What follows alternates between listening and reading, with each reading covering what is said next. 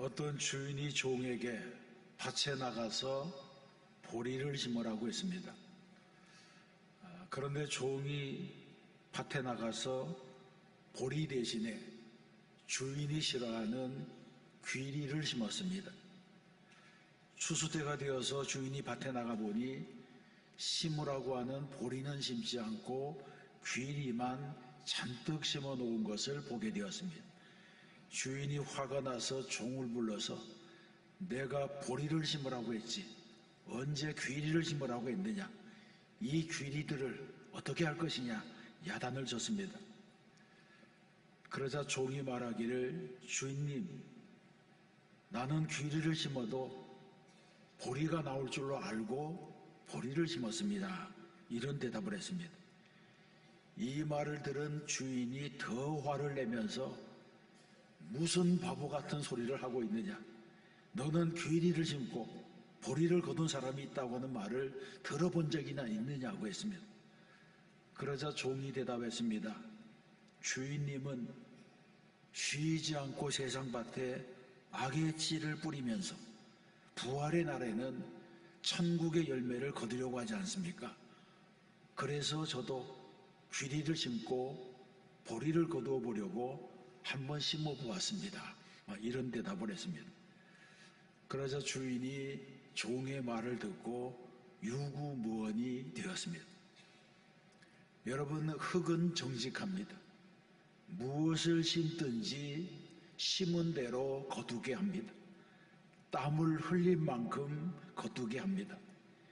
이런 심고 거두는 파종과 추수에 올리는 인간의 마음밭에도 그대로 적용이 됩니다. 그런데 많은 사람들이 심지 않고 거두려고 합니다. 나쁜 것을 심고 좋은 것을 거두려고 합니다. 이것이 문제가 된다는 것입니다. 호세아서의 중심 주제는 회개입니다. 타락하고 방탕한 고멜을 사랑하는 호세아는 죄악으로 더러워진 이스라엘을 끝까지 버리지 아니하시는 하나님의 모델입니다. 고멜을 용서하는 호세아의 사랑은 이스라엘의 회개를 기다리는 하나님의 사랑을 나타내주고 있습니다. 호세아는 고멜을 통해서 이스라엘이 회개하면 어떤 용서를 받게 되는지, 이스라엘이 하나님 앞에서 바르게 살게 되면 어떤 은혜가 임하게 되는지를 설명해 주고 있습니다.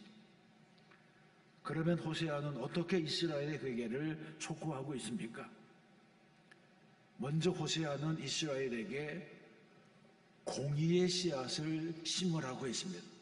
12절에서 너희가 자기를 위하여 공의를 심고 인애를 거두라고 말씀했습니다. 이 말씀에는 파종과 결실의 자연 법칙이 나옵니다. 심은 대로 거둔다고 하는 자연의 법칙입니다. 그런데 여러분, 만일 무엇을 심었는데 거두지 못한다면 무엇이 문제입니까? 만일 심었는데도 거두지 못한다면 그것은 씨를 잘못 뿌렸던가, 땅이 나쁘던가, 밭을 잘 관리하지 못했기 때문입니다. 어쨌든 좋은 땅에 좋은 씨를 심으면 반드시 좋은 것을 거두는 것이 세상의 이치입니다. 그래서 호세아는 자기를 위하여 공의를 심어라 이렇게 말하고 있습니다.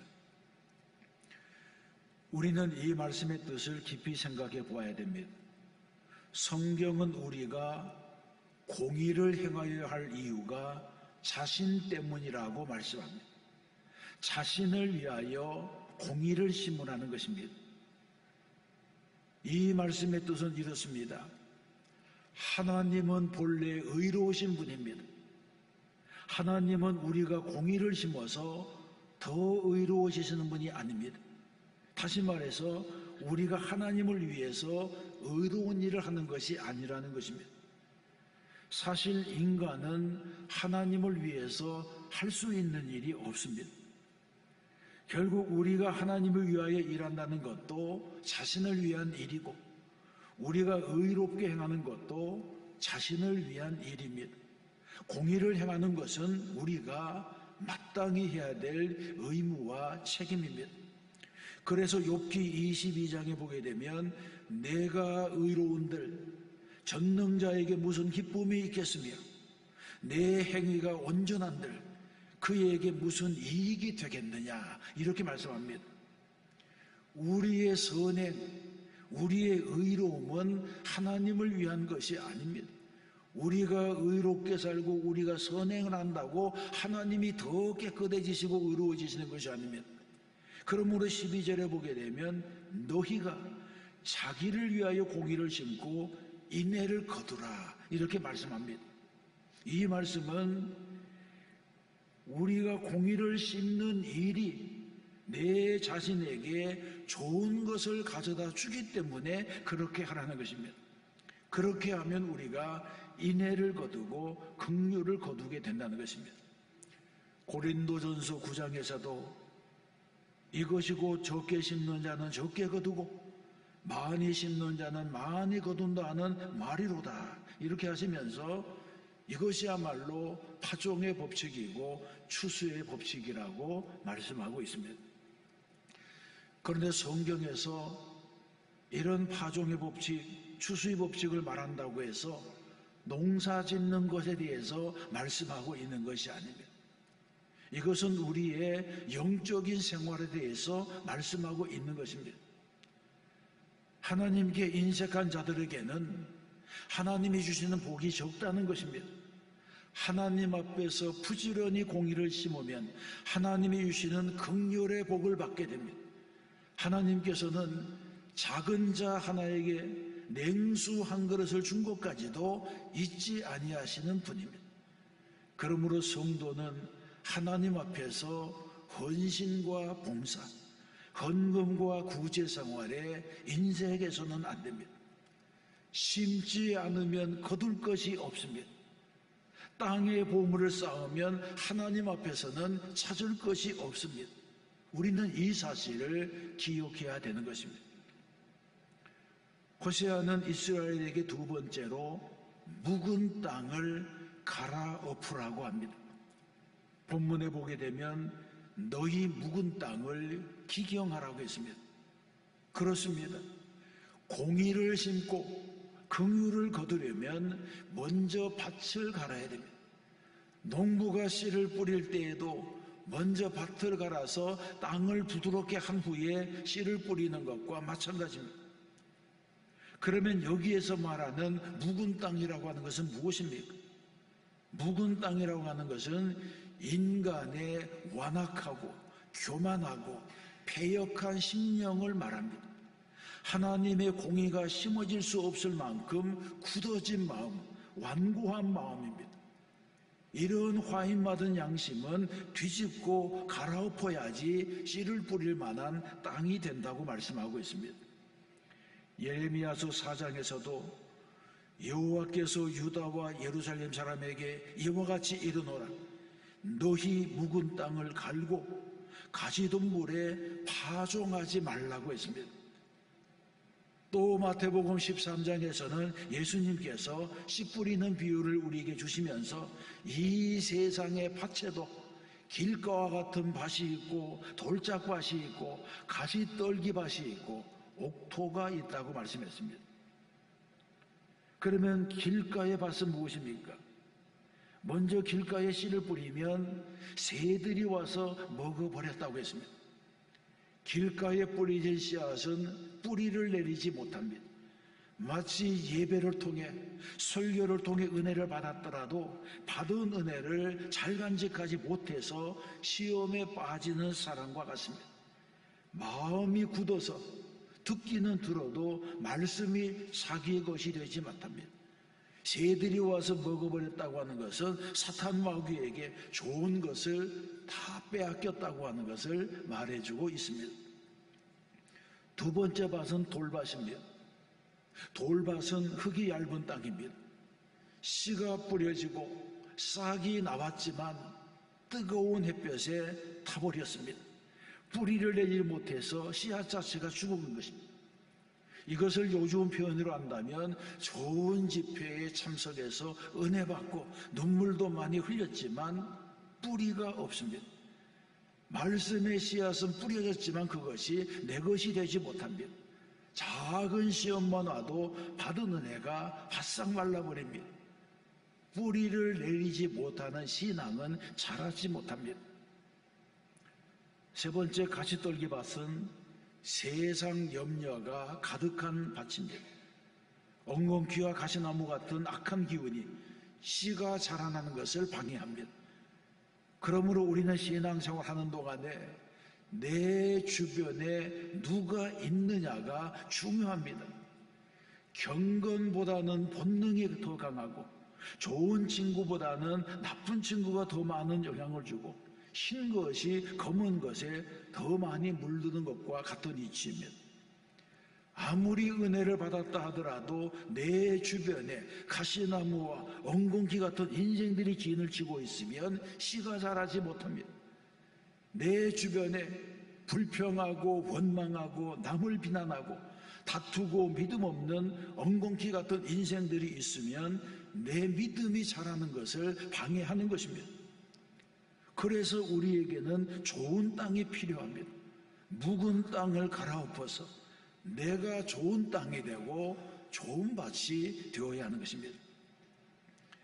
네 번째로, 옥토는 어떤 땅입니까?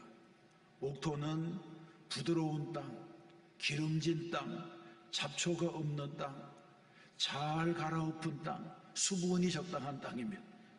이런 땅에서는 싹이 트고 뿌리가 잘 나려서 씨가 잘 자라게 됩니다. 30배, 60배, 100배의 결실을 맺는 땅은 바로 이런 땅입니다. 토양이 좋은 땅입니다. 주님께서는 씨 뿌리는 비유를 말씀하실 때에 비유의 초점이 씨앗에 있는 것이 아니라 밭에 있다고 하는 것을 말씀합니다. 좋은 씨앗이 100배, 60배 결실을 맺는다는 것이 아니라 좋은 밭이 풍성한 결실을 맺게 한다는 것입니다. 여기에서 우리는 한 가지 질문을 해볼 수가 있습니다. 여러분은 예수를 믿은 지 얼마나 되었습니까? 여러분은 예수를 믿고 어떤 열매를 맺었습니까? 우리는 하나님의 말씀에 비추어서 우리 자신을 돌아보아야 합니다. 10년, 20년 그 이상 교회를 다녔는데 나에게는 어떤 열매가 있었는가를 돌아보아야 합니다. 만일 열매가 없다면 무엇 때문입니까? 열매가 없는 이유는 두 가지입니다. 씨가 나쁘든지 밭이 나쁘기 때문입니다. 그런데 씨는 나쁠 수가 없습니다. 왜냐하면 이 씨앗은 복음이기 때문에 그렇습니다. 길가에 뿌려져서 다른 사람에게 같은 씨가 뿌려져도 다른 사람에게는 60배, 100배의 결실을 맺는데 나만 열매가 없다면 이것은 씨앗의 문제가 아니라 밭의 문제입니다. 내 마음밭이 길가와 같은가 돌짝밭과 같은가 가시나무 밭이기 때문에 열매가 맺히지 않습니다. 그렇다면 우리는 묵은 땅을 갈아엎고 엉겅퀴와 가시나무를 뽑아내야 하는 줄로 믿습니다. 이 말씀이 바로 묵은 땅을 기경하라고 하는 하나님의 음성입니다.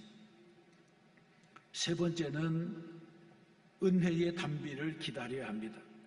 12절에서 말씀합니다. 너희 묵은 땅을 기경하라. 지금이 곧 여호와를 찾을 때니 마침내 여호와께서 오사 공의를 비처럼 너희에게 내리시리라. 아멘. 묵은 땅을 갈아엎으면 하나님께서 오셔서 공의의 비를 내리시겠다고 했습니다. 고린도후서 6장에서도 보라 지금은 은혜 받을 만한 때요 보라 지금은 구원의 날이로다 했습니다.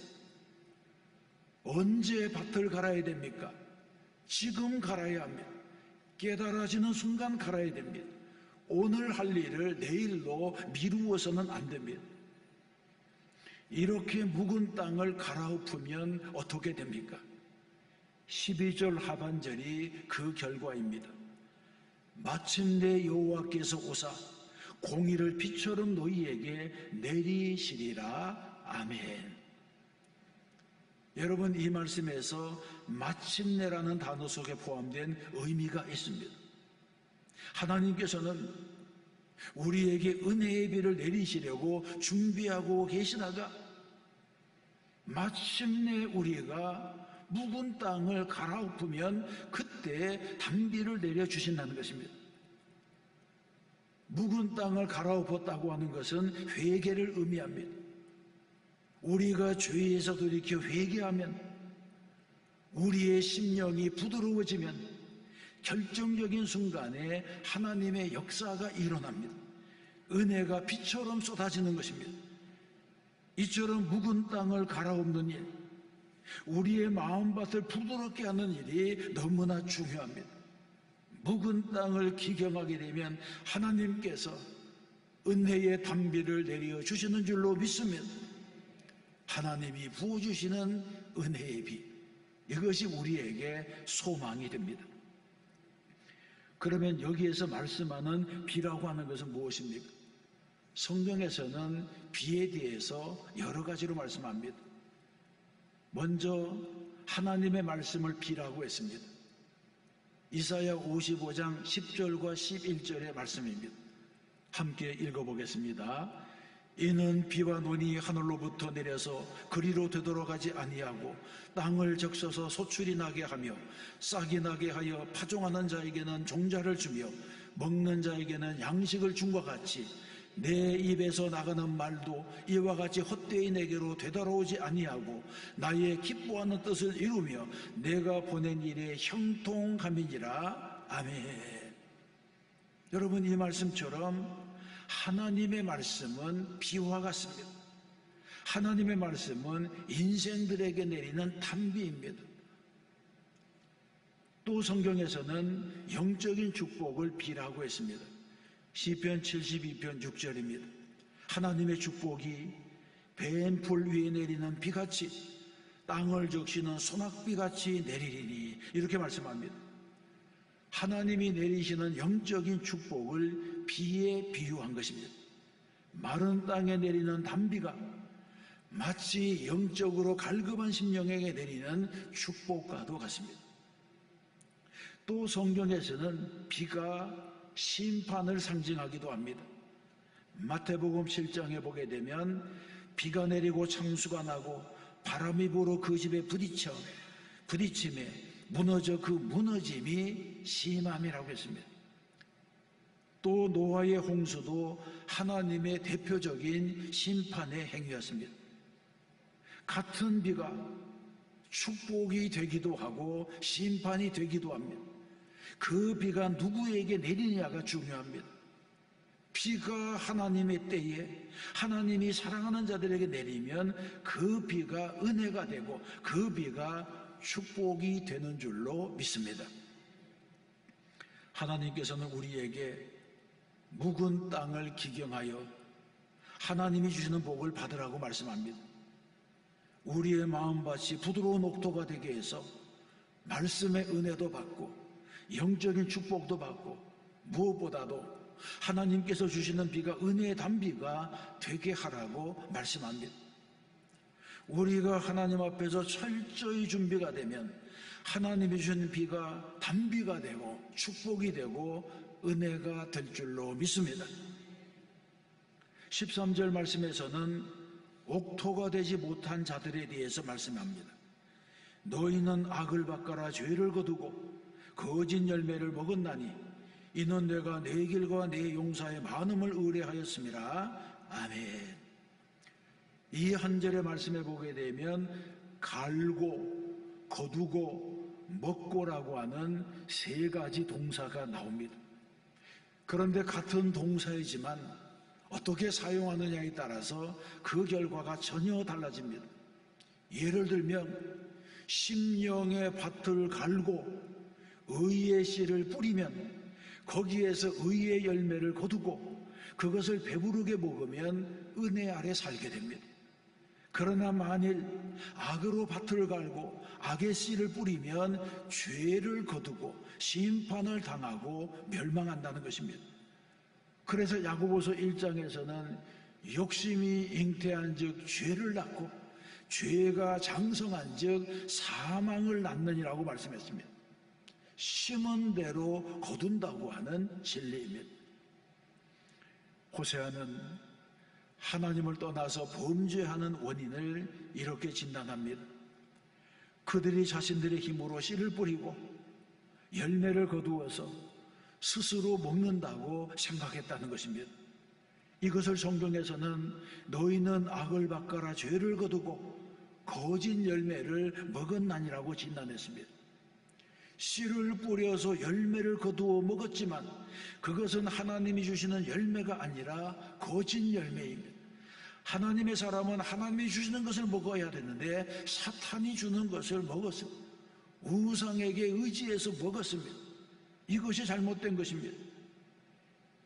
그리고 그렇게 된 가장 중요한 원인이 바로 그들이 하나님 외에 다른 것을 의지했기 때문입니다. 이는 내가 내 길과 내 용사의 많음을 의뢰하였음이라 이렇게 말씀합니다. 자기 길을 의지했다고 하는 것은 자신의 능력, 자신의 힘을 의지했다는 것입니다. 용사가 많음을 의지했다고 하는 것은 세상 사람들의 도움과 자신이 가지고 있는 체력 이런 것을 의지했다는 것을 의미합니다. 그런데 이런 것들이 하나님이 심판하시면 하나님이 심판하시는 그날에는 아무 소용이 없는 것이 됩니다. 욥기 4장 9절에서 말씀합니다. 다 하나님의 입기운에 멸망하고 그 콧김에 사라지느니라. 아멘. 세상을 위해 쌓은 것들은 이 말씀처럼 한순간에 무너져 버리고 사라지고 맙니다. 그래서 시편 146편에서도 이렇게 말씀합니다. 귀인들을 의지하지 말며 도울 힘이 없는 인생도 의지하지 말지니 그의 호흡이 끊어지면 흙으로 돌아가서 그날에 그의 생각이 소멸하리로다. 아멘. 그리고 당부합니다. 야곱의 하나님을 자기의 도움으로 삼으며 여호와 자기 하나님에게 자기의 소망을 주는 자는 복이 있도다. 이렇게 말씀하고 있습니다. 사랑하는 성도 여러분, 나치의 아우슈비츠 수용소에서 살아남은 엘리 위젤이라고 하는 유대인이 있습니다. 이 사람은 아우슈비츠 수용소에서 어머니와 여동생 3명이 살해당한 것을 목격했고 그의 아버지는 이 수용소 저 수용소를 전전하다가 종전이 되기 몇 달 전에 기아와 질병으로 사망했습니다. 그는 홀로코스트에서 살아남아 전후에 언론인이 되고 작가가 되고 교수가 되고 인권운동가로 활동했습니다. 그리고 1986년 노벨 평화상을 받았습니다. 이분이 여러 작품을 남겼는데 그가 쓴 회고록 밤, 나이트라고 하는 작품이 있습니다. 부제는 신은 어디 있을까라는 이런 책입니다. 그 책에 보게 되면 유태인 학살의 주역이었던 아이히만은 수용소에 커다란 아치를 세우고 남녀 각 한 사람씩 그리고 어린아이를 목매달아 두고 유대인들로 하여금 그 밑을 지나가게 했습니다. 그러자 한 종군 기자가 독일군에게 하나님이 두렵지 않느냐 그렇게 말하자 독일 군인이 비웃으면서 지금 죽어가는 저 아이와 함께 하나님도 죽어가고 있다 이렇게 말을 했습니다. 1945년 2차 세계대전이 끝나자 유태인 600만 명을 학살한 총책임자였던 아히히만이 종적도 없이 사라졌습니다. 이스라엘의 정보기관은 마치 모래밭에서 바늘을 찾는 것처럼 전 세계를 추적해서 마침내 1960년 5월 11일 아르헨티나에 숨어있는 아이히만을 찾아냈습니다. 그는 15년 만에 잡혀서 이스라엘로 압송이 되었고 9개월간 재판을 받고 교수형으로 처형을 당했습니다. 그런데 이 사람은 재판하는 내내 자기는 죄가 없다고 해요. 자기는 위에서 시킨 대로만 해요. 자기는 죄가 없다. 자기는 그 일을 할 수밖에 없었다. 끝까지 자기 죄를 인정하지 않고 형장의 이슬로 사라졌습니다. 엘리 위젤은 자신 회고록 밤에서 말하기를 하나님이 어디 있느냐? 두 번째 질문을 하고는 하나님은 지금 아히만을 심판하고 계신다. 그렇게 말을 했습니다. 여러분, 이 세상의 일에도 반드시 정의로운 심판이 있습니다. 죄를 지으면 끝까지 추적해서 심판을 받게 하는 세상의 윤리가 있습니다. 이것은 신앙생활에서도 마찬가지입니다. 세상에서 짓는 죄도 이 세상에서 심판을 받는데 하나님 앞에서 짓는 죄야말로 어떻게 심판을 면할 수가 있겠습니까? 이것이 바로 우리의 신앙이고 우리의 믿음인 것입니다. 오늘의 결론은 무엇입니까? 국가의 흥망성쇠, 가정의 흥망성쇠, 개인의 흥망성쇠가 사람의 손에 달린 것이 아니라는 것입니다. 자신의 능력이나 사람들의 도움에 있지 않다고 하는 것입니다. 그래서 묵은 땅을 기경하고 공의를 씹는 자만이 하나님의 긍휼의 열매와 축복의 소산을 거두게 된다고 말씀하고 있습니다. 그렇지 않은 자들은 14절과 같이 다 무너지고 말 것입니다. 너희 중에 요란함이 일어나며 내 산성들이 다 무너지되 살만이 전쟁의 날에 베다벨을 무너뜨린 것 같이 될 것이라.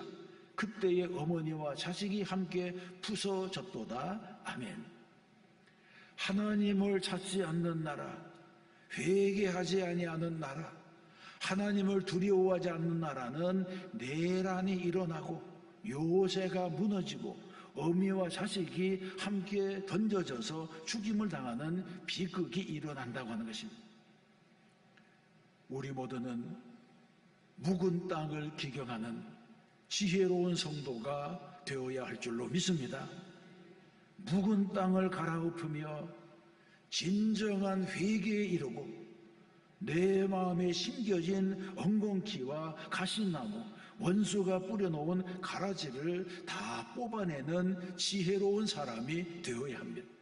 그리할 때에 하나님께서 부어주시는 은혜와 축복이 넘치게 될 줄로 믿습니다. 또 한 주간 믿음으로 살고 말씀대로 살아 승리한 성도가 되시기를 주님의 이름으로 축원합니다.